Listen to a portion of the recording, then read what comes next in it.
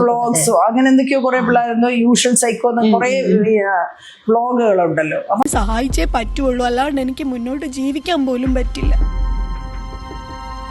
നമുക്കൊക്കെ നീതി കിട്ടും. നമ്മൾ ആത്മഹത്യ ചെയ്യുകയോ മറ്റെന്തെങ്കിലും കാര്യങ്ങളൊക്കെ ചെയ്യുമ്പോൾ നമുക്ക് നീതി കിട്ടും.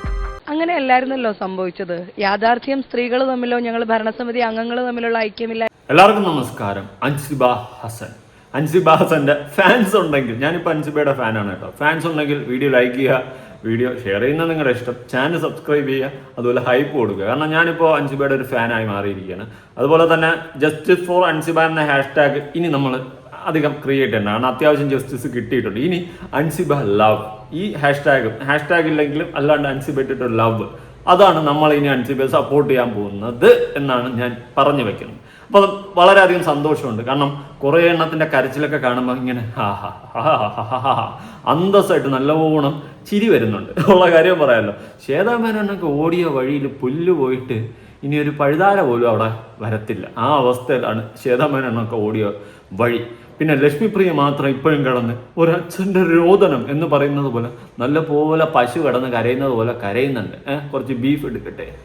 ഓക്കെ, ചിരിക്കാണ്ട് എന്ത് പറയാം. ഞാൻ ആദ്യം മാലാ പാർവതിയുടെ ഒരു ഇന്റർവ്യൂവിൻ്റെ ഒരു ക്ലിപ്പ് കൊടുക്കാം. അതിൽ എൻ്റെ പേര് പറയുന്നുണ്ട്. സത്യം പറഞ്ഞാൽ എൻ്റെ പേരൊക്കെ ഒരു ആക്ട്രസ് വന്നിട്ട് പറയുക അഭിമാനിക്കാവുന്ന നിമിഷമാണ്. അപ്പോൾ ചോദിക്കും, അതെന്താ നിന്നെ നല്ലത് പറഞ്ഞത് കൊണ്ട് മാത്രമല്ലേ നീ എടുത്ത് ഇങ്ങനെ ഷെയർ ചെയ്യുന്നത്? ഒരിക്കലുമില്ല.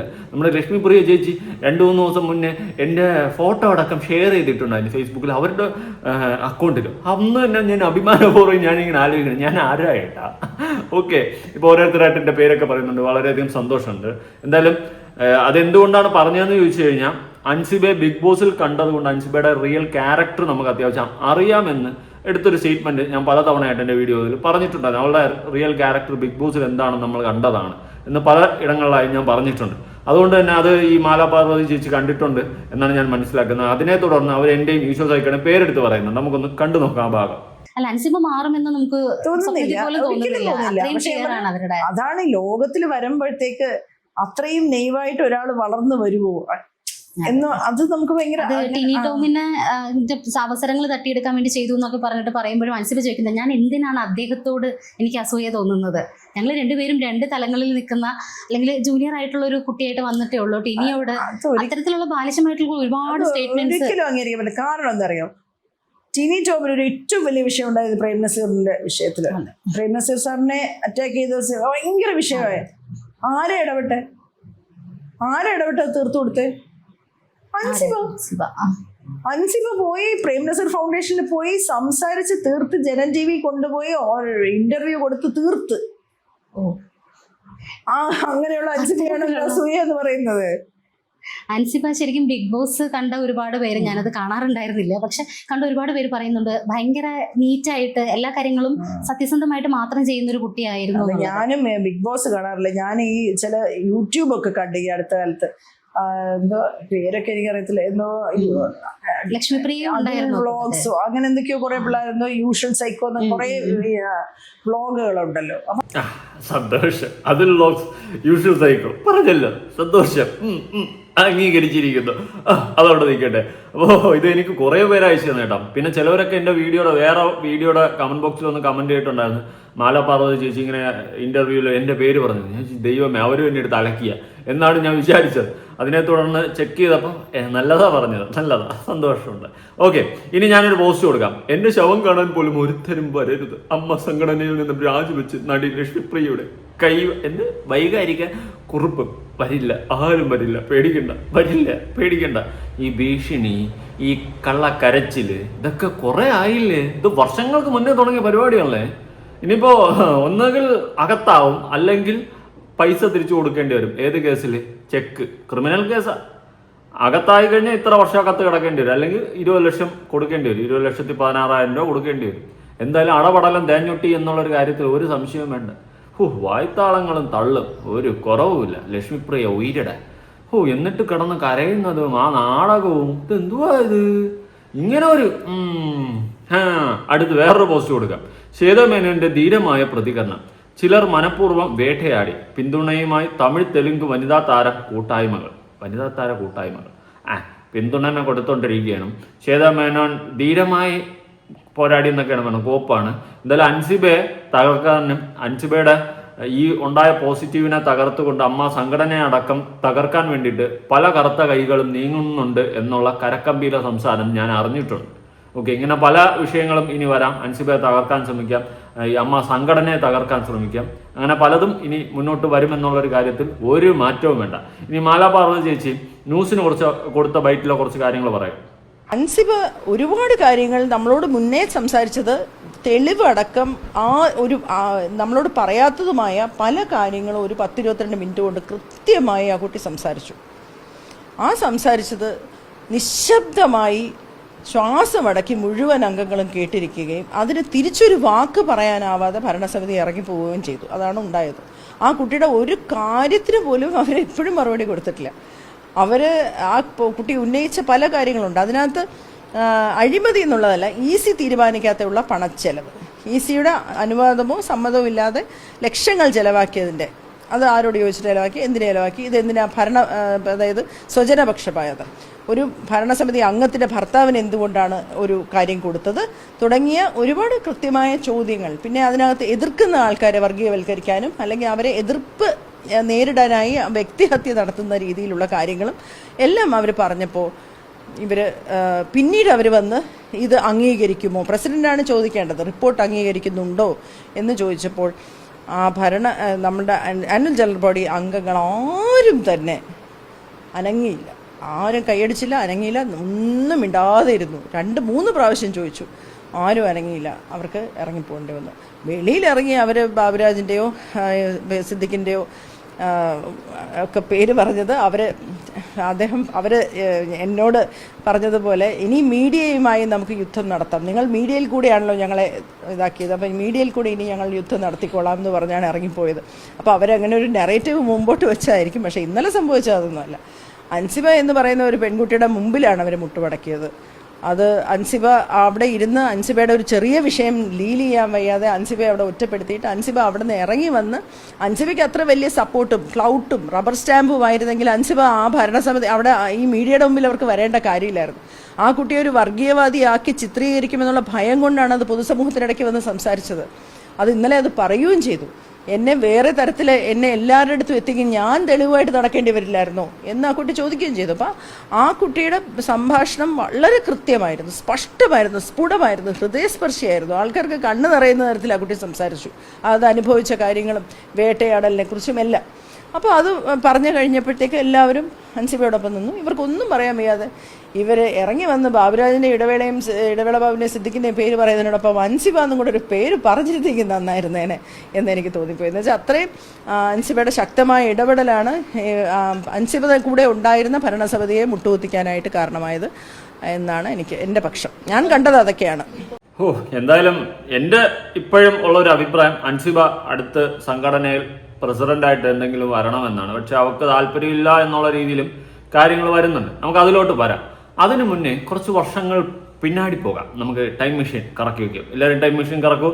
കുറച്ച് വർഷങ്ങൾ പിന്നാടി പോയിട്ട് കുറച്ച് കാര്യങ്ങൾ സംസാരിക്കുന്നുണ്ട്. ഈ KSFE ചിട്ടി പരിപാടി എല്ലാവർക്കും അറിയാമല്ലോ. അപ്പോൾ ഈ ചിട്ടി എന്ന് പറയുന്ന സംഭവം നമ്മൾ ഇപ്പോൾ ഒരു 5 ലക്ഷത്തിൻ്റെ അല്ലെങ്കിൽ 10 ലക്ഷത്തിൻ്റെ ചിട്ടി നമ്മൾ ചേർന്നെന്ന് വെച്ചു. അപ്പോൾ ചേരുമ്പം ആദ്യത്തെ അടവ് 10 ലക്ഷത്തിൻ്റെ ആണെങ്കിൽ 10,000 രൂപ അടയ്ക്കണം.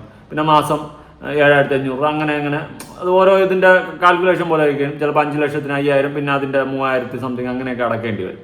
അപ്പോൾ ഈ ചിട്ടി നമ്മൾ ചേർന്നിട്ട് ഇപ്പം 100 അവധിയുണ്ട്, 50 അവധിയുണ്ട്, അങ്ങനെ ഇങ്ങനെയൊക്കെ അവധികളുണ്ട്. എത്ര മാസം മീൻസ് 50 മാസം, 100 മാസം. 100 മാസം എന്ന് പറയുമ്പോൾ 8.5 വർഷമൊക്കെ എങ്ങാണ്ടാണ്.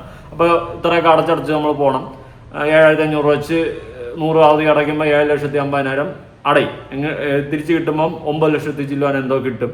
ഇതിൽ അങ്ങോട്ടങ്ങോട്ടങ്ങ് കയറി പോകുമ്പോൾ കുറച്ച് കടവ് കൂടും. അങ്ങനത്തെ പരിപാടി തന്നെ എല്ലാവർക്കും അറിയാം. അപ്പം ഈ ചിട്ടിപ്പരിപാടിയിൽ പണ്ടെങ്ങാണ്ട് ഈ നമ്മുടെ ലക്ഷ്മിപ്രിയ ചേച്ചി ചേർന്ന് അവരവസാനം അവിടെ നിന്ന് പ്രശ്നം ഉണ്ടാക്കിയെന്ന് അവർ വസ്തു നോക്കാം. അതായത് ഇവർക്ക് നേരത്തെ പൈസ വേണം. പൈസയ്ക്ക് വേണ്ടിയിട്ട് അവർ പൈസ നേരത്തെ നമുക്ക് കിട്ടണമെങ്കിൽ കുറി വീഴുന്നിട്ട് പൈസ കിട്ടണമെങ്കിൽ നമ്മൾ അവിടെ എന്തെങ്കിലും ഈട് വെക്കണം. ഒന്നെങ്കിൽ ഗോൾഡ് അല്ലെങ്കിൽ നമ്മുടെ പ്രോപ്പർട്ടി എന്തെങ്കിലും ഈട് വെക്കണം. അപ്പം അതിന് വേണ്ടിയിട്ട് ഇവർ ഈട് വയ്ക്കാനായിട്ട് ഗോൾഡൊന്നും ഞങ്ങളുടെ കയ്യിലില്ലേ എന്നൊക്കെ പറഞ്ഞിട്ട് ഇവർ ഈ പറയുന്നത് പോലെ വസ്തു കാണിച്ചു കൊടുത്ത് അത് അതിൻ്റേതായ ഒരു പ്രശ്നങ്ങൾ കുറേ കാര്യങ്ങൾ ഇവർ പറയുന്നുണ്ട്. എനിക്ക് വലിയ യോജിപ്പൊന്നുമില്ല.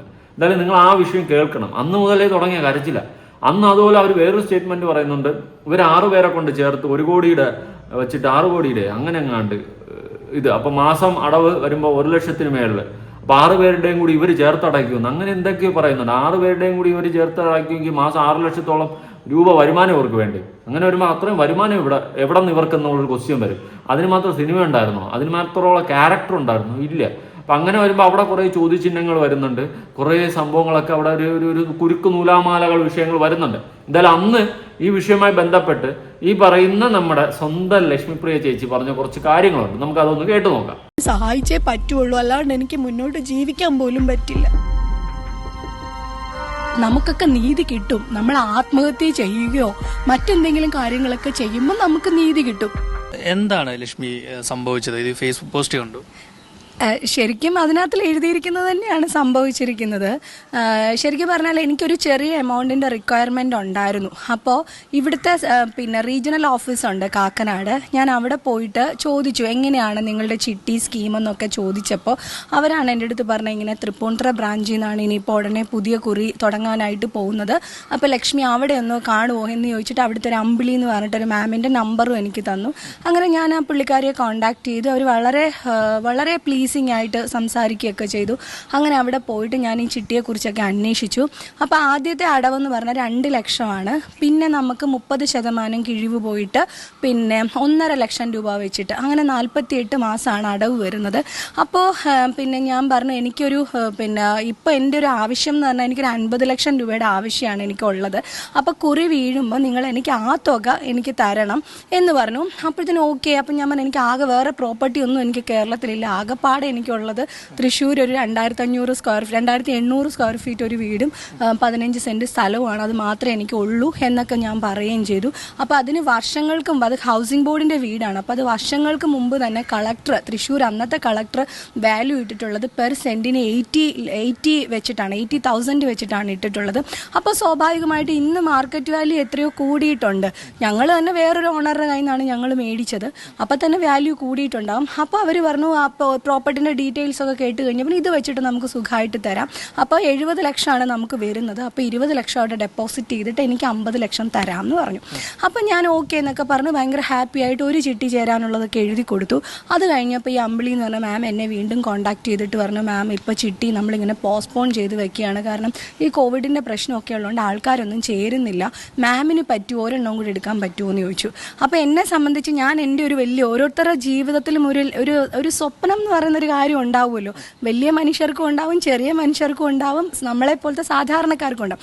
അപ്പോൾ എൻ്റെ ജീവിതത്തിൽ തന്നെ വലിയൊരു സ്വപ്നം സാക്ഷാത്കരിക്കുക എന്നുള്ളതിൻ്റെ പിന്നാലെയാണ് കുറേ നാളായിട്ട് ഞാൻ. അപ്പം ഞാൻ പറഞ്ഞു മാം എനിക്കിങ്ങനെ തൃപ്പൂണിത്തുറയിൽ തന്നെ എനിക്കൊരു വലിയ പ്രോപ്പർട്ടി എടുക്കേണ്ട ഒരു ആവശ്യമുണ്ട്, ഒരു പ്രോപ്പർട്ടി നമ്മൾ കണ്ടുവിട്ടിട്ടുണ്ട്, നിങ്ങൾ ഈ പറഞ്ഞതനുസരിച്ച് എനിക്ക് ആദ്യം ഈ 50 ലക്ഷം രൂപ തരികയും അപ്പോൾ അത് വെച്ചിട്ട് എനിക്ക് റോൾ ചെയ്യാമല്ലോ, അപ്പോൾ എനിക്ക് എൻ്റെ പ്രോപ്പർട്ടി വെച്ച് 50 ലക്ഷം തരികയും പിന്നീട് എനിക്ക് ഈ വലിയ പ്രോപ്പർട്ടി എടുക്കണം, അതെൻ്റെ ജീവിതത്തിലെ വലിയൊരു സ്വപ്നത്തിന് വേണ്ടിയിട്ടുള്ളൊരു പ്രോപ്പർട്ടിയാണത്. അപ്പോൾ അതിൻ്റെ ഓണർ ഏപ്രിൽ മെയ് ഒക്കെ ആകുമ്പോഴത്തേന് വരത്തുള്ളൂ. അപ്പോഴത്തേക്ക് എനിക്ക് മാം കുറി വീഴുന്നതനുസരിച്ച് എമൗണ്ട് റിലീസ് ചെയ്ത് ഈ പ്രോപ്പർട്ടി കൊണ്ട് കാണിക്കുകയും ചെയ്തു ഞാൻ അവരെ. അപ്പോൾ ഇതാണ് ഈ പ്രോപ്പർട്ടി, അതിന് ഇത്രയും മാർക്കറ്റ് വാല്യൂ ഉണ്ട്, ഹിൽ പാലസിൻ്റെ അടുത്താണ് പ്രോപ്പർട്ടി. അപ്പോൾ അവരെ കൊണ്ട് കാണിച്ചു, അവർ വളരെ സാറ്റിസ്ഫൈഡ് ആയി. ഈ പ്രോപ്പർട്ടിയുടെ പുറത്ത് ബാക്കിയുള്ള ചിട്ടി എമൗണ്ട് തരാമെന്ന് പറഞ്ഞതിൻ്റെ അടിസ്ഥാനത്തിൽ ഞാൻ ഒരു കുറി ചേരാൻ പോയി, ഞാൻ 4 കുറി ചേർന്നു. ഓക്കെ. അപ്പോൾ എൻ്റെ ഒരു ഫ്രണ്ട് വേറൊരു ചേട്ടനുണ്ട്, ആ ചേട്ടനോട് ഞാൻ പറഞ്ഞപ്പോൾ പുള്ളിക്കാരൻ ഒരു കുറി ചേർന്നു. അങ്ങനെ എൻ്റെ ഫാമിലിയിൽ നിന്ന് തന്നെ മൊത്തം 5 കുറി ഞാൻ KSFയിൽ ചേർന്നിട്ട് 3-ാമത്തെ കുറി തന്നെ ഹസ്ബൻഡിൻ്റെ പേരിലുള്ളതാണ്, 3-ാമത്തെ നറുക്ക് ഞങ്ങൾക്ക് തന്നെ കിട്ടി. അപ്പോൾ ഈ പറയുന്ന 70 ലക്ഷം രൂപ വരും. അപ്പോൾ എൻ്റെ പ്രോപ്പർട്ടി വെച്ച് കഴിഞ്ഞാൽ എനിക്ക് 50 ലക്ഷം തരും. അവരുമായിട്ടുള്ള കരാർ അങ്ങനെയാണല്ലോ, 50 ലക്ഷം അവർ തരും, 20 ലക്ഷം രൂപ അവിടെ ഡെപ്പോസിറ്റ് ചെയ്യാം എന്നുള്ള കരാറുമേലാണ് ഇരിക്കുന്നത്.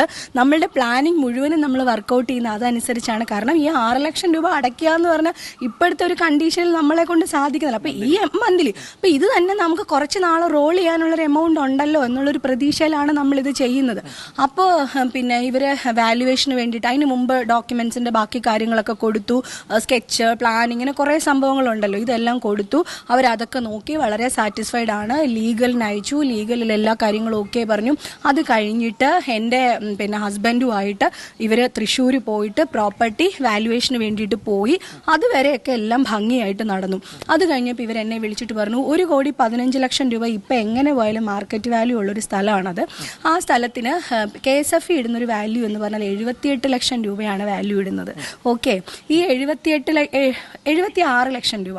അപ്പോൾ എനിക്ക് 38 ലക്ഷം രൂപ എൻ്റെ പ്രോപ്പർട്ടി വെച്ചിട്ട് തരാൻ പറ്റുള്ളൂ എന്ന് പറഞ്ഞു. അപ്പോൾ പിന്നെ ഞാൻ മനസ്സിലാക്കുന്നത് ഇവരുടെ ഒരു ലക്ഷ്യം എന്ന് പറഞ്ഞു കഴിഞ്ഞാൽ ഈ ബാക്കി ഉള്ള എമൗണ്ട് KSFEക്ക് അവിടെ FD ഇട്ട് വെക്കണം. FD ഇട്ട് വെച്ച് കഴിഞ്ഞാൽ 70 ലക്ഷം രൂപ നമ്മൾ FD ഇട്ട് വെച്ചാലും KSFEന്ന് നമുക്ക് കിട്ടാൻ പോകുന്ന ഇൻട്രസ്റ്റ് എന്ന് പറയുന്നത് മാസം 24,000 രൂപയാണ്. ഓക്കെ, അപ്പോൾ 24,000 രൂപ ഇൻട്രസ്റ്റിൽ 1,26,000 രൂപ വെച്ചിട്ട് കസ്റ്റമർ അങ്ങോട്ട് അടയ്ക്കുകയും ചെയ്യും.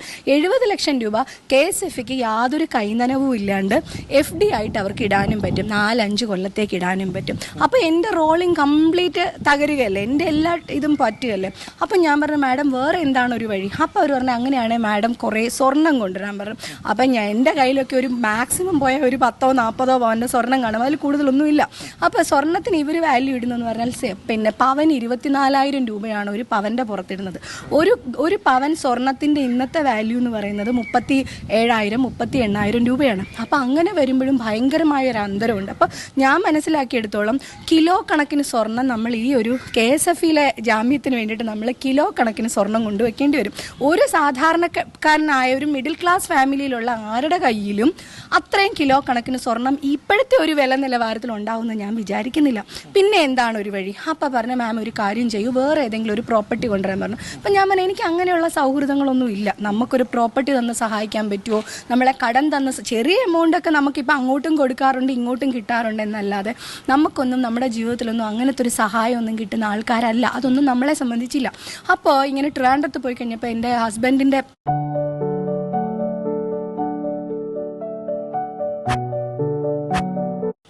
ഫ്രണ്ട് ഇങ്ങനെ വിഷ്ണു എന്ന് പറഞ്ഞിട്ടൊരു ചേട്ടൻ പറഞ്ഞു ഇങ്ങനെ KSFEയുടെ കുറിയെക്കുറിച്ച് പറഞ്ഞപ്പോൾ എടാ എൻ്റെ ഒരു പ്രോപ്പർട്ടി ഇങ്ങനെ കൊടുക്കാനായിട്ടുണ്ട്. അപ്പോൾ അതും സർവീസ് സഹകരണ ബാങ്കിൽ പ്ലഡ്ജഡ് ആണ്, 40 ലക്ഷം രൂപയ്ക്ക് പ്ലഡ്ജ് ചെയ്തിരിക്കുകയാണ്. നിങ്ങളൊരു ഫണ്ടറെ കണ്ടെത്തി നിങ്ങൾക്ക് അത് എടുക്കാൻ പറ്റുമെന്നുണ്ടെങ്കിൽ ആ കാശ് മാത്രം എനിക്കിപ്പോൾ തന്നാൽ മതി. 30 ലക്ഷം രൂപ നിങ്ങൾക്ക് റോൾ ചെയ്യാനും ഉപയോഗിക്കാം. എനിക്ക് 1 വർഷമോ 2 വർഷമോ കഴിഞ്ഞിട്ട് നിങ്ങൾ എനിക്ക് തന്നാൽ മതി. ആ ഒരു എഗ്രിമെൻറ്റിൽ ഞാൻ നിങ്ങൾക്കത് രജിസ്റ്റർ ചെയ്ത് തരാം എന്ന് പറഞ്ഞു.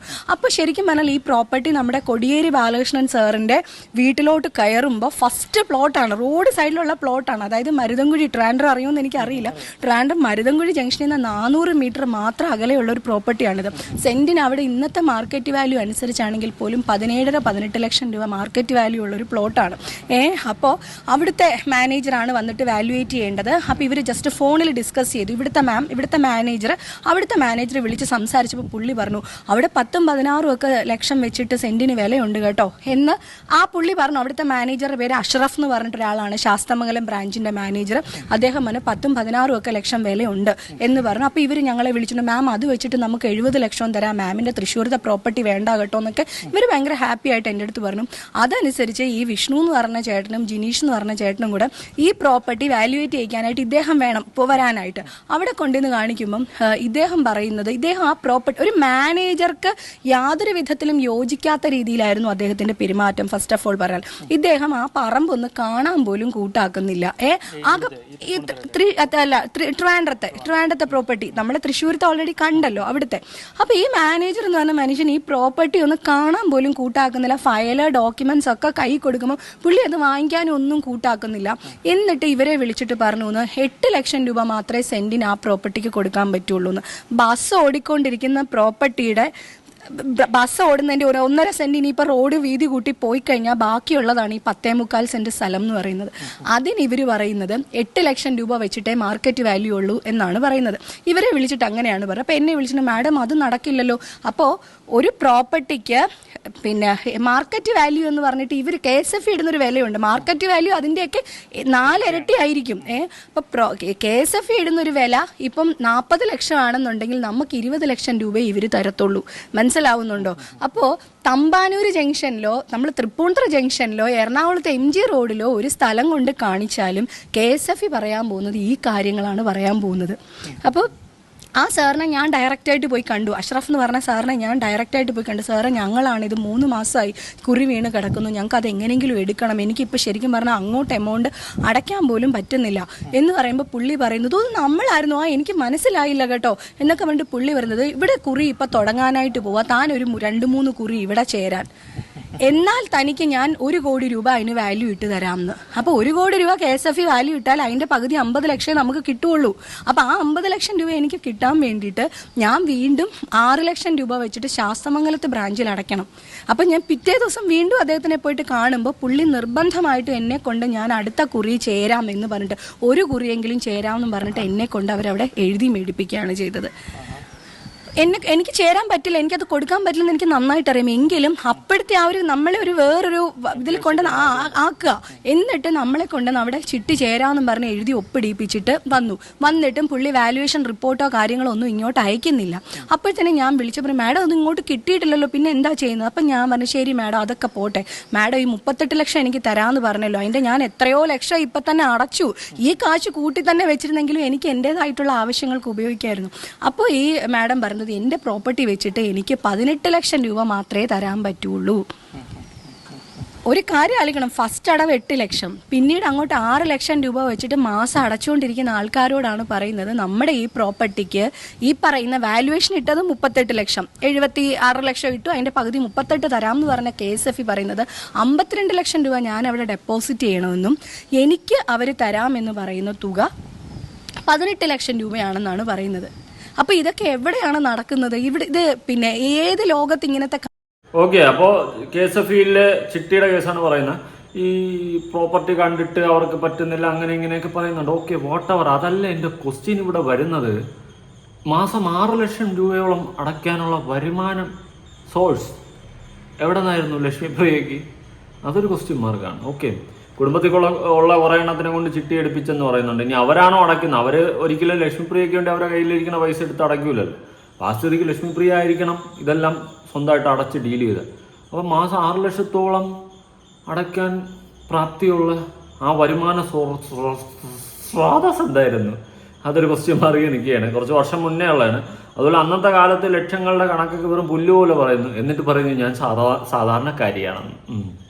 കോപ്പാണ് കോപ്പ്. എന്തോ എവിടെയോ അതിലൊരു ചീഞ്ഞ നാട്ട സ്പെല്ലിംഗ് മിസ്റ്റേക്ക് എനിക്ക് അടിച്ച്. എൻ്റെ അന്വേഷണം കൃത്യമായിട്ട് അന്വേഷിച്ചിരുന്നെങ്കിൽ ചിലപ്പോൾ ED വരെ കയറി ഇറങ്ങിയാണ്.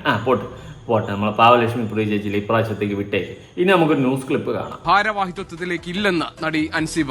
താൻ മത്സരിക്കാനില്ലെന്നും അംഗങ്ങളുടെ ഗ്രൂപ്പിൽ അൻസിബ വ്യക്തമാക്കി. ഇതിനിടെ അമ്മയിലെ പൊട്ടിത്തെറിയിൽ കൂടുതൽ തുറന്നു പറച്ചിലിന് ഒരുങ്ങുകയാണ് മുൻ president Shweta Menon. Adhoc committee രൂപീകരണത്തിനെതിരെ രജിസ്ട്രേഷൻ വകുപ്പിന് നടൻ അനൂപ് ചന്ദ്രൻ പരാതി നൽകി. വിപിൻ സി വിജയൻ വിവരങ്ങളുമായുണ്ട് കൊച്ചിയിൽ നിന്ന്. വിപിൻ, അമ്മയ്ക്കകത്തുള്ള തർക്കങ്ങൾ, പടലപ്പിണക്കങ്ങൾ, ചേരിതിരിഞ്ഞുള്ള അങ്ങോട്ടും ഇങ്ങോട്ടുമുള്ള ആക്രമണങ്ങളൊക്കെ നടന്നുകൊണ്ടിരിക്കുകയാണ് വാട്സാപ്പ് ഗ്രൂപ്പുകളിലും അല്ലാതെയും രഹസ്യമായും ഒക്കെ. അതിനിടയിൽ അൻസിബ ഹസൻ ഇപ്പോൾ വ്യക്തമാക്കുന്നു മത്സരരംഗത്തേക്ക് ഇല്ല എന്ന്. എന്താണ് അമ്മയിൽ ഈ പുതിയ ഡെവലപ്മെന്റ്സ് എന്തൊക്കെയാണ്? ഏതെങ്കിലും ഒരു വിഭാഗം കൂടുതൽ ശക്തി പ്രാപിക്കുന്ന ഒരു സാഹചര്യം ഉണ്ടോ? അഡ്ഹോക് കമ്മിറ്റിയിൽ നിന്ന് വരെ ആളുകൾ രാജിവെക്കുന്ന സാഹചര്യത്തെ എങ്ങനെയാണ് അമ്മ ഇനി കൈകാര്യം ചെയ്യുക? പ്രത്യേകിച്ച് ഇന്ന് ജഗദീഷിന്റെ ഒക്കെ ഒരു ആർട്ടിക്കിൾ പുറത്തു വന്നിട്ടുണ്ട് മനോരമയിൽ. അതുപോലെ തന്നെ മറ്റു പലരുടെയും തുറന്നു പറച്ചിലുകളും പിന്നാലെ വരുന്നു. അമ്മയിൽ എന്താണ് ഇപ്പോൾ സംഭവിക്കുന്നത്? GK, ഈ ഭരണസമിതി രാജിവെച്ചതിന് ശേഷം ഈ അമ്മ രണ്ടായിട്ട് നിൽക്കുന്നു എന്നുള്ളതാണ് ഇപ്പോഴത്തെ ഏറ്റവും വലിയ ഒരു പ്രതിസന്ധിയായിട്ട് നിൽക്കുന്നത്. ഇത് അനുനയിപ്പിക്കുന്നതിനുള്ള ശ്രമങ്ങളൊക്കെ ഒന്നും തന്നെ ആരംഭിക്കുന്നില്ല. കാരണം എല്ലാം ഒരു ഗ്രൂപ്പിസത്തിന്റെ ഭാഗമായിട്ട് നിൽക്കുന്നു എന്നുള്ളതാണ്.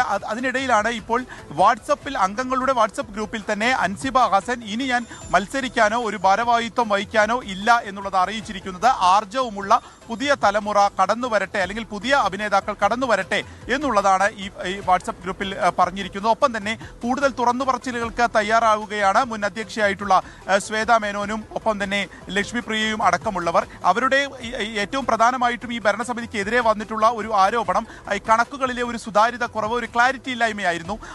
അത് ഇപ്രാവശ്യം മാത്രമല്ല, ഇവർ ഭരണമേൽക്കുന്നതിന് മുൻപുള്ള അഡ്ഹോക് കമ്മിറ്റി ഉണ്ടായിരുന്നു, അപ്പോഴും ഈ കണക്കുകളിലെ അവ്യക്തത കുറവുണ്ട് എന്ന് എന്ന് തെളിയിക്കുകയാണ് അവരുടെ ഒരു പ്രധാനമായിട്ടുള്ള ലക്ഷ്യം. അതുകൊണ്ട് തന്നെ ഒരു 2 ദിവസത്തിനകം ഒരു വാർത്താ സമ്മേളനം വിളിക്കാനുള്ള സാധ്യതയാണ് ഇപ്പോൾ കാണുന്നത്. അതായത് അടുത്ത അഡ്ഹോക്ക് കമ്മിറ്റി ചേർന്ന അല്ലെങ്കിൽ അഡ്ഹോക്ക് കമ്മിറ്റി അവരുടെ പ്രവർത്തനം തുടങ്ങുന്നതിന് മുൻപ് ഒരു വാർത്താ സമ്മേളനം വിളിക്കുകയും തങ്ങളെ പുറത്താക്കിയത് കൃത്യമായിട്ടുള്ള ഒരു അജണ്ടയുടെ പുറത്താണ് എന്നുള്ളത് സ്ഥാപിക്കുകയുമായിരിക്കും ഒരു പക്ഷേ പ്രധാനമായിട്ടും അതിൽ നിന്ന് ലക്ഷ്യമിടുക. ഈ രമേഷ് പിഷാരടി ഇപ്പോൾ നിയമസഭയിലാണ്. അദ്ദേഹത്തിന്റെ കൂടി ഒരു സൗകര്യം പരിഗണിച്ച അടുത്ത ശനിയാഴ്ചയ്ക്കുള്ളിൽ അഡ്ഹോക്ക് കമ്മിറ്റി എത്രയും വേഗം ചേരുകയും ഇപ്പോൾ ഇടഞ്ഞു നിൽക്കുന്നവരെ അനുനയിപ്പിക്കാനുള്ള ഒരു ശ്രമം ആരംഭിക്കുവാനാണ് പ്രധാനമായും ലക്ഷ്യമിടുന്നത്. അതിനിടയിൽ ഈ അഡ്ഹോക്ക് കമ്മിറ്റി രൂപീകരിച്ചത് അന്ന് ഭരണസമിതി ഇറങ്ങി വന്നതിന് ശേഷം ഒരു വിഭാഗം ഓക്കെ, അൻസിബ മത്സരിക്കാൻ ഇല്ല എന്നാണ് പറയുന്നത്. ഞാൻ പറയുന്നത് നീ മത്സരിക്കണം. ആ സംഘടന കൊണ്ടുപോകാൻ ഏറ്റവും അർഹതയുള്ള നീയാണ്. നീ ഒരു ഫയലും കൊണ്ട് വന്നതേ ഉള്ളൂ. അതിനു മുമ്പ് അവിടെ ഉള്ള ഉടായ്പകളെല്ലാം രാജിവെക്കേണ്ട അവസ്ഥയിൽ കൊണ്ടെത്തിച്ച് അന്ന് മര്യാദയ്ക്ക് ആ പെണ്ണ് പറയുന്നതും കേട്ട് ന്യായമായ രീതിയിൽ നിന്ന് കാര്യങ്ങൾ തീരുമാനിച്ചിരുന്ന ലക്ഷ്മിപ്രിയെ ശ്വേതാമേനോൻ ഈ അവസ്ഥ വരുമോ? ഇപ്പം തലയിൽ കൂടി മുണ്ടിട്ട് കിടക്കേണ്ട അവസ്ഥയായില്ലേ? എവിടെ പോയി? എല്ലാവരും രാജിവെച്ച് വീട്ടിൽ പോയി. അതാണ് സംഭവിച്ചത്. ഒരു പെണ്ണൊരു ഫയലും കൊണ്ട് വന്നതേ ഓർമ്മയുള്ളൂ. പിന്നെ നടന്ന ചരിത്രമാണ്. അയ്യോ അയ്യോ, നിങ്ങളൊരു കാര്യം ചെയ്തിട്ടുണ്ട്. നിങ്ങളുടെ കൂടെ സജിന നൂറിനെയൊക്കെ കൂടെ ചേർത്ത് നിർത്തണ്ടായിരുന്നു. ബെസ്റ്റ് ടൈമാ. അമ്മ അതിന് വളച്ചൊടിക്കാൻ കഴിവുള്ള ബുദ്ധിയില്ലാതെ വിളിച്ചു പറയുന്ന പൊട്ടത്തനങ്ങൾ, സൈക്കോ കണക്കിനാണ് വിളിച്ചു പറയുന്നത്. അതിനെയൊക്കെ കൂടെ നിങ്ങൾ കൂടെ നടത്തണമായിരുന്നു. പോട്ടെ, ഇനി അൻസിബ പോസ്റ്റ് ഒന്ന് വായിക്കാം. പ്രിയപ്പെട്ടവരെ, എൻ്റെ ജീവിതയാത്രയിൽ എനിക്ക് ലഭിച്ച ഏറ്റവും വലിയ അംഗീകാരം നിങ്ങളുടെ സ്നേഹവും പിന്തുണയുമാണ്. അതിന് വാക്കുകൾ കൊണ്ട് നന്ദി പറയുന്നത് അപൂർണമായിരിക്കും. ഒപ്പം നിൽക്കുന്ന ഓരോരുത്തരുടെയും ഹൃദയത്തിൽ എനിക്ക് ലഭിച്ച ഈ സ്ഥാനമാണ് എൻ്റെ ഏറ്റവും വലിയ പുരസ്കാരം. അമ്മ സംഘടനയുമായി ബന്ധപ്പെട്ട് ഇനിയൊരു ഭാരവാഹിത്വത്തിലേക്ക് മത്സരിക്കാനോ സ്ഥാനങ്ങൾ വഹിക്കാനോ ഞാൻ ആഗ്രഹിക്കുന്നില്ല. സംഘടനയുടെ ഭാവി പ്രവർത്തനങ്ങൾ മികച്ച രീതിയിൽ മുന്നോട്ട് പോകട്ടെ എന്ന് ആശംസിക്കുന്നു. ശക്തവും കരുണയും ആർജവുമുള്ള ഒരു പുതിയ യുവനിര ഇതിനായി കടന്നു വരട്ടെ. എല്ലാവർക്കും ഹൃദയം നിറഞ്ഞ നന്ദി. സ്നേഹത്തോടെ അൻസിബ ഹസൻ. കറക്റ്റ്. നീ മത്സരിക്കണ്ട എന്ന് ഞാൻ പറയത്തില്ല. നീ ആ സംഘടനയിൽ വേണം. അത് അത്യാവശ്യം നല്ലൊരു പൊസിഷനിലും ആയിരിക്കണം എന്നാണ് എൻ്റെ ഒരു ആഗ്രഹം. കാരണം ജെനുവിൻ പേഴ്സണാലിറ്റി ഉള്ള ഒരു വ്യക്തിയാണ് നീ. ആ നിലയ്ക്ക് ആ സംഘടനയെ മുന്നിൽ നിന്ന് നയിച്ചു കൊണ്ടുപോകാൻ എന്തുകൊണ്ടും അർഹതയുള്ളത് നീയാണെന്നാണ് എന്നെപ്പോലെ ഒരുപാട് ജനങ്ങൾ വിശ്വസിക്കുന്നത്. ഓക്കെ, ഇനി വേറൊരു ട്രോൾ പോസ്റ്റ് കാണാം. അമ്മ ഇങ്ങനെ AMMA ഇതിൽ അൻസിബ കാരണം മാനം പോയ മഹാനടിമാരുടെ അസോസിയേഷൻ. അമ്മ എന്ന AMMA, അമ്മ എന്ന് വായിക്കണ്ട, AMMA അങ്ങനെ വായിച്ചാൽ മതി. അതാണ് ഞാനും തെറ്റി വായിച്ചു കൂടെ, സോറി. അപ്പം AMMAയുടെ ഫുൾ ഫോമാണ് അൻസിബ കാരണം മാനം പോയ മഹാനടിമാരുടെ അസോസിയേഷൻ. നന്നായി, കറക്റ്റാ. ഇനി നമ്മുടെ പ്രിയങ്കരെ ലക്ഷ്മപ്രിയ ചേച്ചി കുറച്ച് മൊഴിയുന്നുണ്ട്, കേൾക്കാം. അങ്ങനെ അല്ലായിരുന്നല്ലോ സംഭവിച്ചത്. യാഥാർത്ഥ്യം സ്ത്രീകൾ തമ്മിലോ ഞങ്ങൾ ഭരണസമിതി അംഗങ്ങൾ തമ്മിലുള്ള ഐക്യമില്ലായ്മയോ അല്ലായിരുന്നല്ലോ. എന്താണ് ശ്വേതാ മേനോൻ എന്ന പ്രസിഡന്റ് അടർക്കളത്തിലെ അഭിമന്യുവിനെ എന്ന പോലെ 7 മണിക്കൂർ ഈ പുരുഷന്മാരും മറ്റാൾക്കാരും കൂടെ ചേർന്നിട്ട് അവരെ ടോർച്ചർ ചെയ്യായിരുന്നു ഉണ്ടായിരുന്നത്. ആക്ച്വലി അത് തന്നെയല്ലേ, ലിറ്ററലി അത് തന്നെയല്ലേ ടോർച്ചറിങ്. ആ വാക്ക് ഇപ്പോഴാണ് പെർഫെക്റ്റ് ആവുന്നത്. അത് മാത്രമല്ല, ഏറ്റവും അവസാനം ബാബുരാജ് എന്ന് പറഞ്ഞ വ്യക്തി വന്ന് പറഞ്ഞ അലിഗേഷൻ എന്താണ്? BJPക്ക് കാൻഡിഡേറ്റ്സിനെ കൊടുക്കാൻ വേണ്ടിയിട്ട് അമ്മയുടെ പ്രസിഡന്റ് ആയിട്ടുള്ള ശ്വേതാ മേനോൻ, ഞങ്ങളൊക്കെ കാൻഡിഡേറ്റ്സ് ആയിരുന്നല്ലോ, ഞാനും അഞ്ജലിയും പിന്നെ ഭരണസമിതിയിലുള്ള അംഗങ്ങൾ കാൻഡിഡേറ്റ്സ് ആകുന്നു. അതുകൂടാതെ അമ്മയിലുള്ള മറ്റ് കാൻഡിഡേറ്റ്സിനെ നിർത്താൻ വേണ്ടിയിട്ട് BJPക്ക് കാൻഡിഡേറ്റ്സിനെ കൊടുക്കാൻ വേണ്ടിയിട്ട് അവർ കമ്മീഷൻ വാങ്ങിച്ചു എന്നാണ് പറയുന്നത്. ആ നിമിഷമാണ് 7 മണിക്കൂർ പൊരുതി നിന്ന ശ്വേതാ മേനോൻ വേദനിച്ചുകൊണ്ട് ഞാൻ അമ്മയിലെ അംഗത്വം തന്നെ ഉപേക്ഷിച്ച് പോവുകയാണ് എന്ന് പറഞ്ഞത്. നിങ്ങൾ മനസ്സിലാക്കേണ്ടത്, ഇവിടെ ഇടതുപക്ഷത്തിന്റെ സഹയാത്രികനായിരുന്ന ശ്രീ ഇന്നസെന്റ്, അദ്ദേഹം MPയുമായിരുന്നു, അമ്മയുടെ പ്രസിഡന്റുമായിരുന്നു. അദ്ദേഹത്തിന് അപ്പോൾ ഐത്തം ഉണ്ടായിരുന്നില്ല. ഗണേഷ് കുമാർ എന്ന് പറയുന്ന MLA ഒരു കാലത്ത് കോൺഗ്രസിന്റെ സഹപ്രവർത്തകനായിരുന്നു, പിന്നീട് ഇടതുപക്ഷ രാഷ്ട്രീയത്തിനോട് ചായ്വുള്ള MLA ആയിരുന്നു. ഇപ്പോഴാണ് അദ്ദേഹം MLA ആകാതിരുന്നത്. അതുപോലെ തന്നെ ശ്രീ മുകേഷ് ഇടതുപക്ഷത്തിന്റെ സഹയാത്രികനായിരുന്നു. അതുപോലെ തന്നെ മമ്മൂട്ടി എന്ന് പറയുന്ന മലയാളത്തിന്റെ സൂപ്പർ താരം, അദ്ദേഹം എന്നും ഇടതുപക്ഷ രാഷ്ട്രീയം തുറന്നു പറഞ്ഞിട്ടുള്ള വ്യക്തിയാണ്. ശ്രീ സിദ്ദിഖ് കോൺഗ്രസ് രാഷ്ട്രീയം തുറന്നു പറഞ്ഞിട്ടുണ്ട്. ശ്രീ ജഗദീഷ്, അദ്ദേഹം കോൺഗ്രസിന്റെ കാൻഡിഡേറ്റ് ആയിരുന്നു. ശ്രീ രമേഷ് പിഷാരടി, അദ്ദേഹം കോൺഗ്രസിന്റെ കാൻഡിഡേറ്റുമായിരുന്നു, അതോടൊപ്പം തന്നെ കോൺഗ്രസിന്റെ ഇപ്പോഴത്തെ MLAയുമാണ്. ഇവർക്കാർക്കുമില്ലാത്ത ഐത്തം ലക്ഷ്മി പ്രിയയ്ക്കും അഞ്ജലി നായർക്കും ശ്വേതാ മേനോനും ഒക്കെ എങ്ങനെയാണ് ഉണ്ടാവുന്നത്? അവർ കാണുക പോലും ചെയ്യാണ്ട്, അവർക്ക് യാതൊരു തെളിവുമില്ലാണ്ട് എങ്ങനെയാണ് ഞങ്ങളൊക്കെ കാൻഡിഡേറ്റ്സ് ആയതും, അല്ലെങ്കിൽ ശ്രീമതി ശ്വേതാ മേനോൻ ക്യാഷ് മേടിച്ചിട്ടാണ് BJPക്ക് വേണ്ടിയിട്ട് കാൻഡിഡേറ്റ്സിനെ നിർത്തിയത് എന്ന് പറഞ്ഞാൽ എങ്ങനെയാണ് ശരിയാവുന്നത്? ആ ഒരൊറ്റ വേദന കൊണ്ട് തന്നെയാണ് അമ്മയുടെ പ്രാഥമിക അംഗത്വം പോലും രാജിവെച്ചിട്ട് ഞങ്ങൾ പുറത്തേക്ക് പോയത്. അടുത്ത ഇനിയിപ്പം അമ്മ എങ്ങോട്ട് പോകണമെന്നാണ് ആഗ്രഹിക്കുന്നത്? അമ്മ എങ്ങോട്ട് പോയാലും നേരായ വഴിയിലൂടെ പോകണമെന്ന് മാത്രമേ ഉള്ളൂ. കാരണം ഇവര് ഈ അലിഗേഷൻ പറയുന്ന സമയത്ത് ഇവർക്ക് മനസ്സിലാവാത്ത ഒരു കാര്യം എന്ന് പറഞ്ഞാൽ ഞങ്ങളുടെ ഭരണസമിതിയിൽ ഞങ്ങൾക്ക് ഞങ്ങളുടേതായ വീഴ്ചകൾ ഉണ്ടായിട്ടുണ്ട്, ഐക്യമില്ലായ്മ ഉണ്ടായിട്ടുണ്ട്, പ്രശ്നങ്ങൾ ഉണ്ടായിട്ടുണ്ട്, ഈഗോ ഉണ്ടായിട്ടുണ്ട്. ശരിയാണ്. പക്ഷേ ഒരു ഭരണസമിതിയുടെ അണ്ടറിൽ വരുമ്പോൾ ഞങ്ങൾ ഈ 17 പേരും ഒന്നായിരുന്നു. അവിടുന്ന് അൻസിബ ഹസൻ എന്ന് പറയുന്ന വ്യക്തി മാത്രമേ രാജിവെച്ച് പുറത്തേക്ക് പോയിട്ടുള്ളൂ. ബാക്കിയുള്ളവരെല്ലാം അവിടെ ഉണ്ട്. അപ്പോൾ പിന്നീട് ഈ ഉണ്ണി ശിവപാലിനെ ഒരു മാസത്തേക്ക് അദ്ദേഹത്തിനെ മാറ്റി നിർത്തിയിരിക്കുകയാണ്. അത് അദ്ദേഹത്തിന്റെ കയ്യിൽ നിന്ന് വന്ന വീഴ്ചകൾ കൊണ്ട് ഞങ്ങൾക്ക് മാറ്റി നിർത്തേണ്ടി വന്നതാണ്. അല്ലാണ്ട് അദ്ദേഹത്തിനോട് പുറത്തു പോകാനോ അദ്ദേഹത്തിനെ പിരിച്ചുവിടുകയോ ചെയ്തിട്ടില്ല. പക്ഷേ അദ്ദേഹം പോലും വന്നിട്ട് കണക്കുകൾ കൃത്യമല്ല എന്ന് പറയുമ്പോൾ ഈ കണക്കുകൾ ശരിയാക്കി കാണിക്കാൻ അമ്മയുടെ മുൻ സമിതി തന്ന കണക്കിൽ നിന്നും ചെറിയ എമൗണ്ട് മാത്രമേ ഞങ്ങൾ ചെലവാക്കിയിട്ടുള്ളൂ. ബാക്കി ചെലവാക്കിയിട്ടുള്ള പൈസ മുഴുവനും ഈ 10 മാസം ഞങ്ങൾ പെൻഷൻ കൊടുത്തതാണെങ്കിലും മെഡിസിൻസ് കൊടുത്തതാണെങ്കിലും മറ്റ് ചിലവുകൾ നടത്തിയിട്ടുള്ളതൊക്കെ ഞങ്ങൾ കണ്ടെത്തിയ സ്പോൺസേഴ്സിൽ നിന്നാണ്. അല്ലാണ്ട് ഞങ്ങളൊന്നും ചെയ്തിട്ടില്ല. അപ്പോ ആ കണക്ക് അവതരിപ്പിക്കാൻ ഒരു 45 ദിവസത്തെ സമയം അത് ബൈലോ പോലും അനുശാസിക്കുന്നുണ്ട്. അത് മാത്രമേ ഞങ്ങൾ ആവശ്യപ്പെട്ടിട്ടുള്ളൂ. അത് തരാൻ അവർ സമ്മതിച്ചില്ല. അവരുടെ ഗുണ്ടായിസവും മാടമ്പിത്തരവും തന്നെയാണ് അവർ നടപ്പിലാക്കിയത്. തിരിച്ചു പോക്കില്ല അമ്മയിലേക്ക്. തിരിച്ചു പോകണ്ട എന്ന് തന്നെയാണ് തീരുമാനം. പക്ഷെ ഇന്നലെ മുതൽ ചർച്ചകൾ നടക്കുന്നുണ്ട് തിരിച്ചു വരണം എന്നുള്ള രീതിയിൽ. നോക്കട്ടെ, ഞങ്ങൾക്കും നീതി വേണമല്ലോ. ഞങ്ങൾക്ക് അമ്മ എന്ന് പറയുന്നത് ഒരു വളരെ വ്യക്തിപരമായ ഒരു ഇമോഷനാണ്, ഒരു സംഘടനയായിട്ട് മാത്രമല്ല കാണുന്നത്. അതുകൊണ്ടാണ് നമ്മളുടെ പ്രതികരണങ്ങൾ പലപ്പോഴും വൈകാരികമായി പോകുന്നതും. അമ്മയിലുള്ള അമ്മമാരെ സേവിക്കാൻ വേണ്ടിയിട്ടാണ് ഈ ഒരു ദൗത്യം, വോളണ്ടറി ആയിട്ടുള്ള ദൗത്യമാണ് ഞങ്ങൾ ഓരോരുത്തരും ഏറ്റെടുത്തിട്ടുള്ളത്. അപ്പോൾ അതിനെ മാനിക്കാത്ത ഒരിടത്ത്, അതിനെ വില കൽപ്പിക്കാത്തടത്ത്, വേദനിപ്പിക്കുന്നിടത്ത് ഞങ്ങൾ എങ്ങനെയാണ് നിൽക്കുന്നത്? എങ്ങനെയാണ്? അപ്പോൾ സംസാരിക്കട്ടെ, മുതിർന്ന ആൾക്കാരൊക്കെ ഞങ്ങളായിട്ട് സംസാരിക്കട്ടെ, എവിടെയാണ് നീതി കിട്ടുന്നതെന്ന് നോക്കട്ടെ, എന്നിട്ട് അത് അനുസരിച്ച് തീരുമാനിക്കാം. കോപ്പാണ് നീതി. ഞാനൊരു കാര്യം ചോദിക്കട്ടെ ലക്ഷ്മി പ്രിയ ചേച്ചിയെ, ക്രിമിനൽ കേസ് കിടപ്പുണ്ട് ചേച്ചിയുടെ പേരിൽ, മറ്റേ സിബിലാലിനെ പറ്റിച്ച 20 ലക്ഷത്തിൻ്റെ. അതെന്തായി? അതിനിപ്പോൾ ആ ഒന്നുകിൽ അകത്ത് പോവും അല്ലെങ്കിൽ ആ കാശ് കൊടുക്കണം. ഏതായാലും അതിൻ്റെ ഫുൾ ഡീറ്റെയിൽസ് പുറത്ത് വിടും. ചേച്ചി ചേച്ചി ചേച്ചി മൂഞ്ചും ഉള്ള കാര്യം പറയാം സത്യമായിട്ട്. അതുകൊണ്ട് ചേച്ചി ഇനി അധികം കണ്ട് വരവാതിരിക്കുന്നതായിരിക്കും നല്ലത്. അമ്മയെന്ന് സങ്കടം ഞങ്ങൾക്കൊരു ഇമോഷനാണ്, കോപ്പാണ്, എന്നെ കൊണ്ടൊന്ന് പറയിപ്പിക്കരുത്. അവിടെ അതിൻ്റെ അകത്ത് ഇരുന്നുകൊണ്ട് എന്തൊക്കെ തട്ടിപ്പ് വെട്ടിപ്പൊക്കെ നടത്തണമെന്ന് ദൈവത്തിനറിയാം. അതൊക്കെ പുറത്ത് വരട്ടെ. എല്ലാം ക്രമേണ, വലിയ താമസമൊന്നുമില്ല, എല്ലാം പുറത്ത് വരും, അല്ലെങ്കിൽ വരുത്തും. എന്തായാലും വെയിറ്റ് ആൻഡ് വാച്ച് എന്ന് എനിക്കിവിടെ ഇപ്പോൾ ഈ സാഹചര്യത്തിൽ പറയാനുള്ളൂ. നിങ്ങളുടെ അഭിപ്രായങ്ങളും കാര്യങ്ങളും ഉറപ്പായിട്ട് താഴെ കമന്റ് ചെയ്യുക. പുതിയൊരു വീഡിയോ ആയിട്ടാണ്.